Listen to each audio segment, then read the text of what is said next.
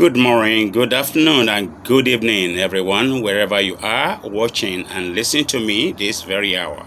My name is Femi Akinri Imisi, and this is Yoruba Autonomy Mobile Radio and Television Broadcasting and reaching you from the one and only Great Sunshine State, and it is called Florida in the United States. This is Yoruba Autonomy Open Editorial Digest Monologue. In this series, I will be addressing continually, for now, the issue of Yoruba people and our case as it is before the hands of whites that are called British, the ones that colonized us, fought us, and forcibly amalgamated us while we were a colony and British protectorate. Now, let me begin. Here it is. I am addressing it to the world of British people, Caucasians, whites, and white population in Britain, in England, and the Kingdom of Great Britain.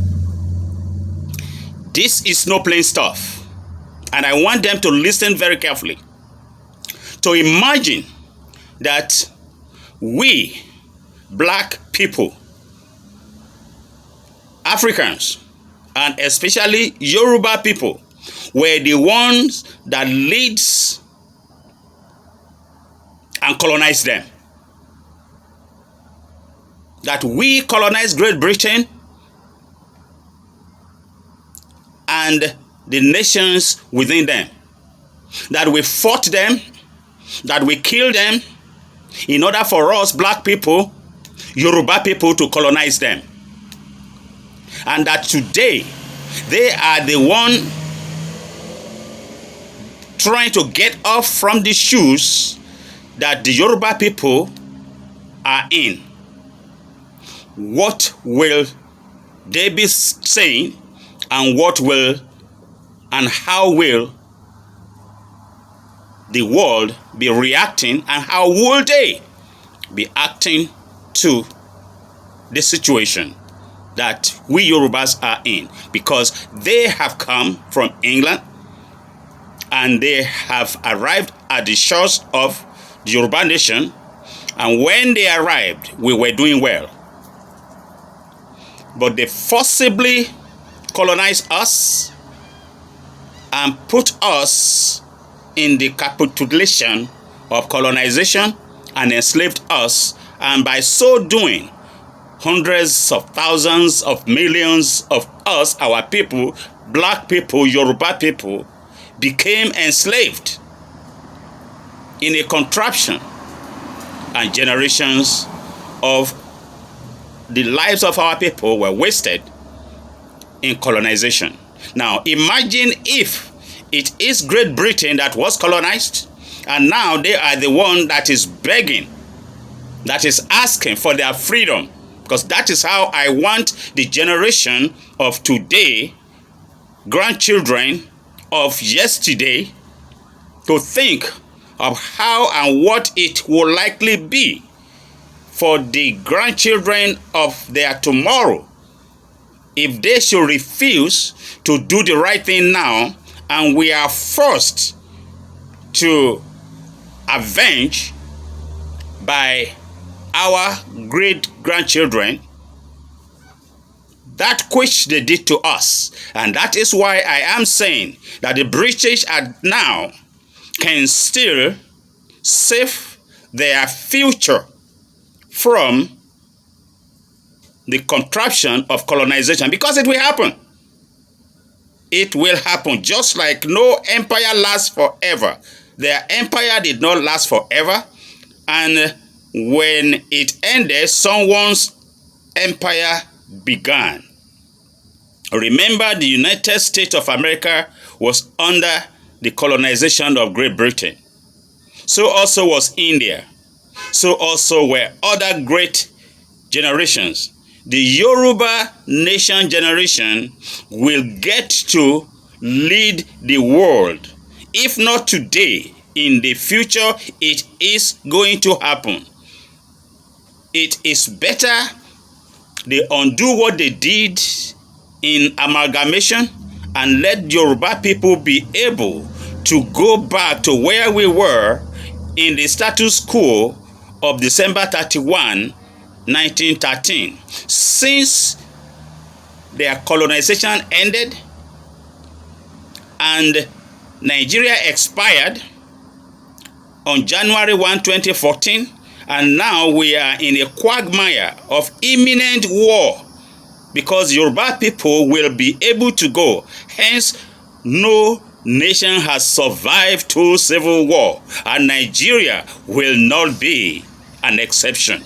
And Great Britain, if they do not stand out now to be counted for good deeds on this matter, there is going to be a lot of refugee in their hands, and their bloods and the bloods of the generations of their grandchildren and great-grandchildren will be dripping with bloods of Yoruba people that will probably die when this next Mau Mau war begins. Because the Fulanis that they collaborated with, we know they are Fulani collaborators. There are evidence that the British are Fulani collaborators.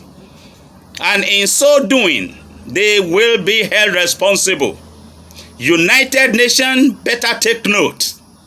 And those that have the powers and the means to act that are British, better act in British interest now, before it is too late.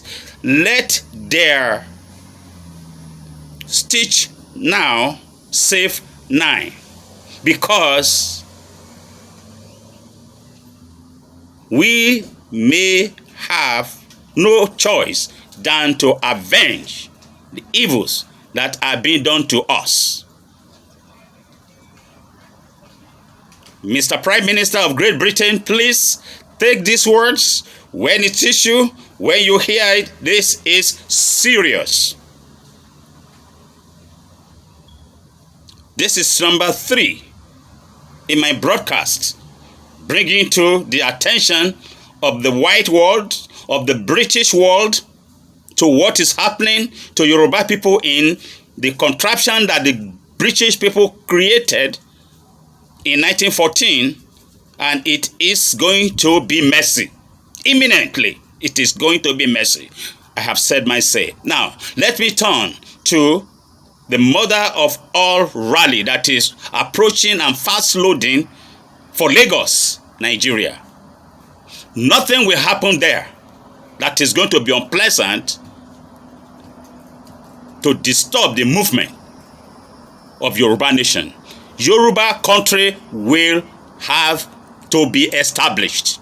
There's no doubt about that. And let me sing this song to those thugs, political thugs of both the APC and the PDP that are trying to unload on themselves and will want to say it is the rally people. No, we know, and the world will know that it is not us, and we are watching and we are monitoring what you PDP people and APC people will want to do to yourself on that day. Now, let me ask this.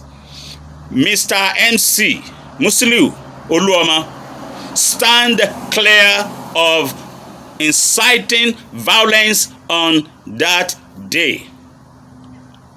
Chief Sunday Adeyemo Igboho has nothing to do about you, has not instigated anyone against you or your NURTW member to the best of my knowledge.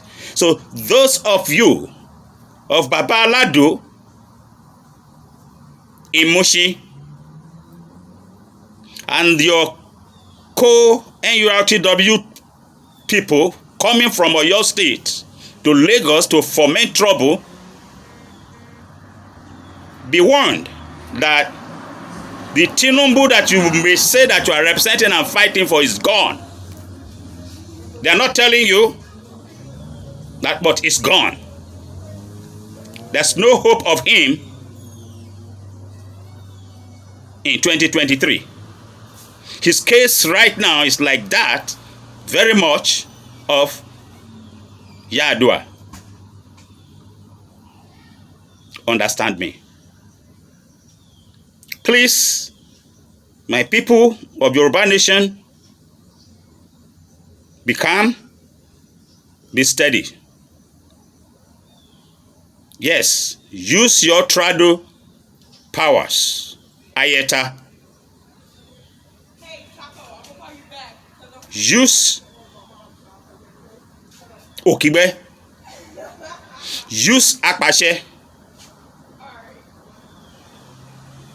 to protect, self-protect, and prevent danger from happening to you in the Lagos rally. I wish you all well, and I thank everyone that is contributing and making good contribution and supporting the cause of Yoruba Nation. May our will prevail. Ashe.